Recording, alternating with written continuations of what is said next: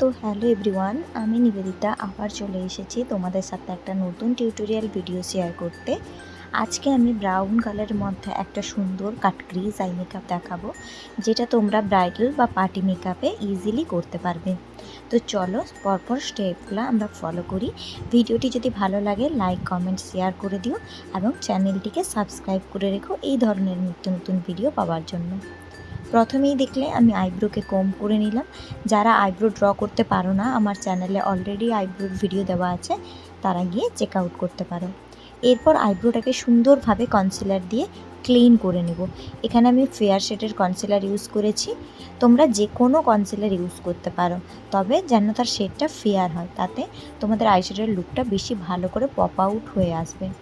কনসিলারটাকে ভালোভাবে ব্লেন্ড করে নেওয়ার পরে এই মিডিয়াম ব্রাউন কালারটি আমি একটি ছোট্ট ব্রাশে তুলে নিয়েছি এবং আউটার ভিতে ভি সেকশন করে লাগাচ্ছি। এখানে তোমরা আইব্রোটিকে অবশ্যই সেট করবে লুজ পাউডার দিয়ে, তাতে কি হবে, তোমাদের আই শ্যাডোটা প্যাচি হয়ে যাওয়ার কোনো চান্স থাকবে না। তো দেখো ভালোভাবে এতটা ব্লেন্ড করার পরে বড় ফ্লাফি ব্রাশ নিয়ে সেম কালারটিকেই আপার সেকশনে ব্লেন্ড করে নিচ্ছি রাউন্ড রাউন্ড মোশনে।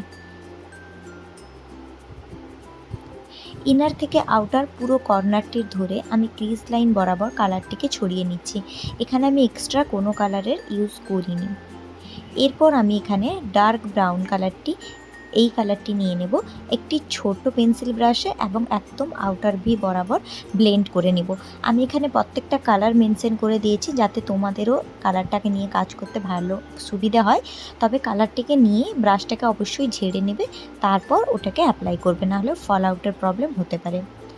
তো আউটার কর্নারটাকে একটু ডার্ক করার পরে আমি ক্রিজ লাইনটাকেও একটু ডার্ক করে দিচ্ছি। যেহেতু cut crease eye makeup, crease line বরাবর ডার্ক করে দিলে আমাদের আই মেকআপটা ভালোভাবে ফুটে আসে।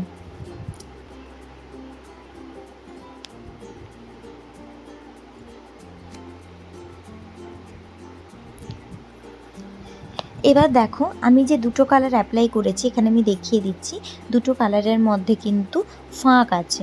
মিডিয়ামটা মিডিয়ামের জায়গায় আছে এবং ডার্কটা ডার্কের জায়গায় আছে। যারা কাট ক্রিজ করতে পারো না, ক্রিজ লাইন বুঝতে অসুবিধা হয়, তারা এই টেকনিকটি ফলো করতে পারো। আশা করছি খুব ইজিলি তোমরা ক্রিজ লাইনটা বুঝে ফেলবে। এবার আমি কনসিলার দিয়ে ভালোভাবে চাঁদের মতো একটা কাট করে নিব।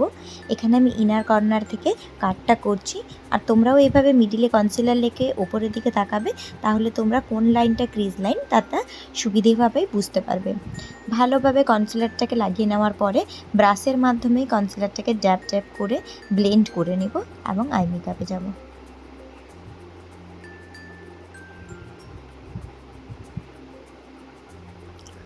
এতটা হয়ে যাওয়ার পরে শেষের হার্স লাইনটাকে আমি আঙুল দিয়ে জাস্ট স্মাচ।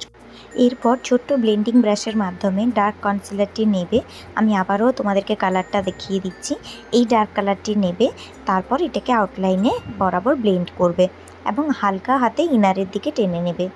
এবার মিডিল আইলিডে আমি মিডিয়াম কালারটা দিয়েছি, মানে মিডিয়াম ব্রাউন কালারটি আমি দেখিয়ে দেবো তোমাদেরকে। তো মিডিয়াম ব্রাউন কালারটাকে দিয়ে আমি ভালোভাবে মিডিলে স্মাচ করছি।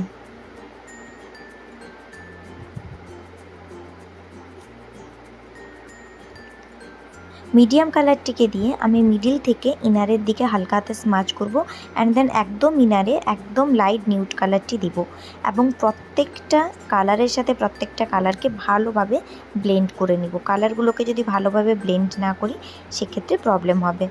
আবারও আমি আমার আউটার কর্নারটিকে একটু ডার্ক করে নিচ্ছি ডার্ক কালার দিয়ে এবং মিডিলে আমি গোল্ডেন কালারের গ্লিটার অ্যাপ্লাই করছি।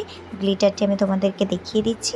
এই গ্লিটারটিকে আমি ছড়িয়ে ছড়িয়ে গোল্ডেন কালারের গ্লিটার অ্যাপ্লাই করছি। তোমরা চাইলেও এখানে সিমার বা গ্লিটার যে কোনো কালার নিতে পারো, কিন্তু এখানে আমি চাঙ্কি কোনো গ্লিটার ইউজ করিনি, জাস্ট স্প্রেস যে সিমার গ্লিটারগুলো হয় ওগুলোই ইউজ করেছি। দেন আমি এর সাথে একটা বোল্ড উইং লাইনার ক্রিয়েট করে নিব। তোমরা যারা লাইনার পরতেও তোমাদের অসুবিধা হয়, আমার চ্যানেলে অলরেডি ভিডিও দেওয়া আছে, তোমরা চেক আউট করতে পারো।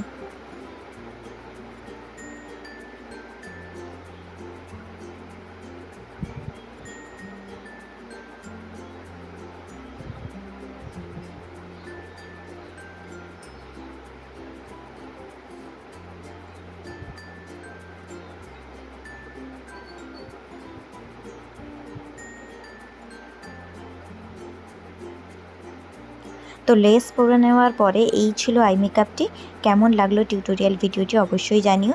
যদি তোমাদের ভিডিওটির মাধ্যমে হেল্প হয় তাহলে একটু লাইক কমেন্ট শেয়ার করে দিও এবং চ্যানেলটিকে সাবস্ক্রাইব করে পাশে থেকো। আর পাশে থাকা বেল আইকনটি অবশ্যই ক্লিক করে দিও। তো পরবর্তী ভিডিওর জন্য ওয়েট করো। আজকের জন্য টাটা।